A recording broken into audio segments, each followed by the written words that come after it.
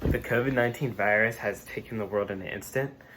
The virus, which is believed to or have originated in Wuhan, China, has spread to most countries in the world.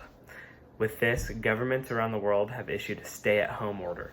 This orders all citizens to stay in the confines of their home except for going to work or for going to essential areas of their town, such as grocery stores, pharmacies, and other things like that. This has caused schools to shut down and students to have a tremendous amount of free time.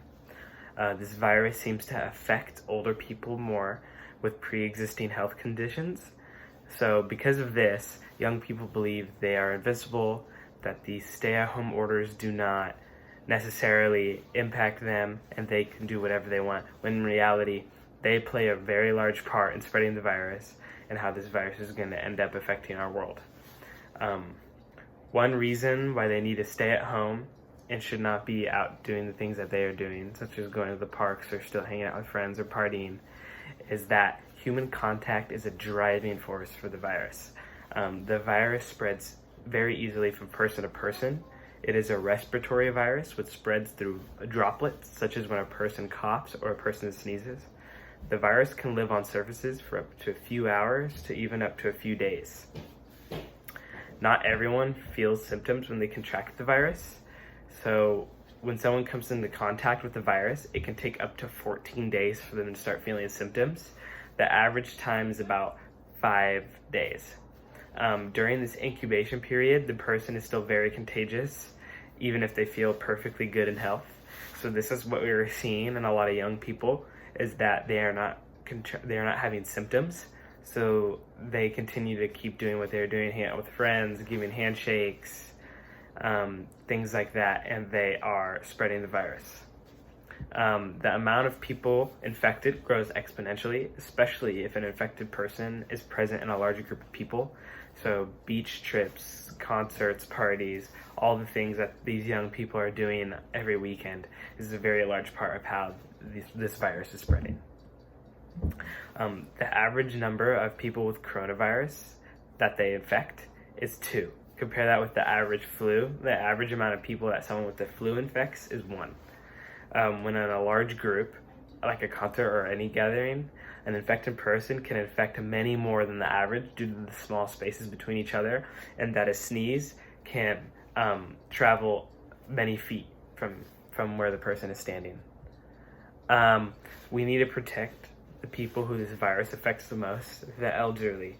They are the highest risk patients. The age range of people who have died because of this disease are people above the age of 65. Due to compromised immune systems, due to old age, they are unable to protect themselves against this unknown virus. Young people are driving the spreading force. Most young people who have contacted the virus have been reported to be asymptomatic. Many people who have continued gathering at social events and do not socially distance themselves because they believe the virus does not affect them. People with no symptoms affect more than they think. In Massachusetts, researchers determined that at least 82 new cases have started just by people who have not shown any symptoms. For young people, serious illness is not much of a worry due to our strong immune systems, but spreading the virus is, because we don't even know that we're spreading it when we do. Life can return to normal if we all just work together and we do our part. If everyone were to follow these stay-at-home guidelines, the chances of defeating this pandemic increases.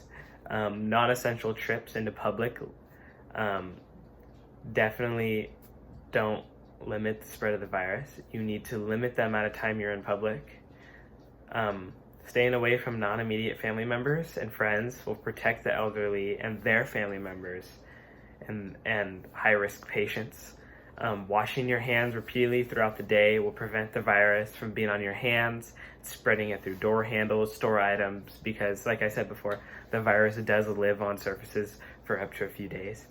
Not touching your face will prevent you from contacting the virus and from you spreading it. Because it spreads in droplets, you got to get the virus in your eyes, nose, mouth, And so to prevent that, if you keep your hands off of your face, you wash your hands, and you don't touch your face, you can limit the chances of you contracting the virus.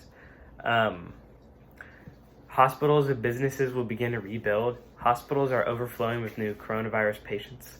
With everyone's help, we can limit the amount of new cases and allow our hospitals to treat their patients in a good manner and not be overflowed or stressed.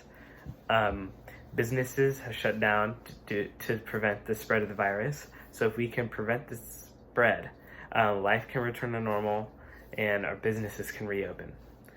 I feel like these young people should care about the high-risk patients and the elderly in our community.